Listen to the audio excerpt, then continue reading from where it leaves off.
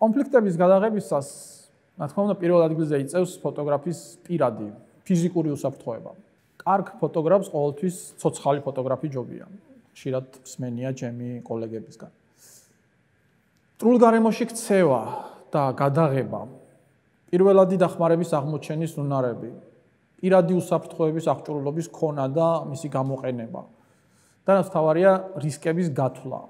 ეს ის მინიმუმია, რაც ფოტოჟურნალისტმა უნდა იცოდეს და რასაც ასწავლიან სპეციალურ კურსებზე და ამგვარი გამოცდილების გარეშე ომში წასვლას არავის ურჩევდი. ასეთ გარემოში გარდა კადრის ძიებისა, მომგებიანი კომპოზიციის თუ სწორი ექსპოზიციის აწყობისა, მუდმივად ვაკონტროლებ, რამდენად უსაფრთხოა გარემო, სადაც მიწევს ყოფნა. ხშირად სასურველი რაკურსით ფოტოს გადაღება არ შეგიძლია მხოლოდ იმიტომ, რომ ვერ დადგები იქ, სადაც გინდა. ვერ მივახლოვდები იმდენზე, რამდენზეც გინდა. ვერ დარჩები იმდენ ხანს, რამდენ ხანსაც გინდა. ამ დროს არავინ გიგრძალავს, არავინ გიჭერს ხელით, არავინ გივლებს შემაკავებელ ზოლებს. შენ თვითონ უნდა დაიდგინო უსაფრთხოების ზონა.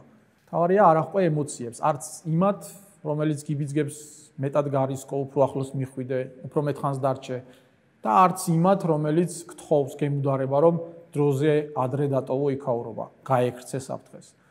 მხოლოდ ემოციების დამორჩილებით შეიძლება გადაიღო ის, რაც შესაძლებელია და დარჩე უსაფრთხოდ, რამდენადაც შესაძლებელია.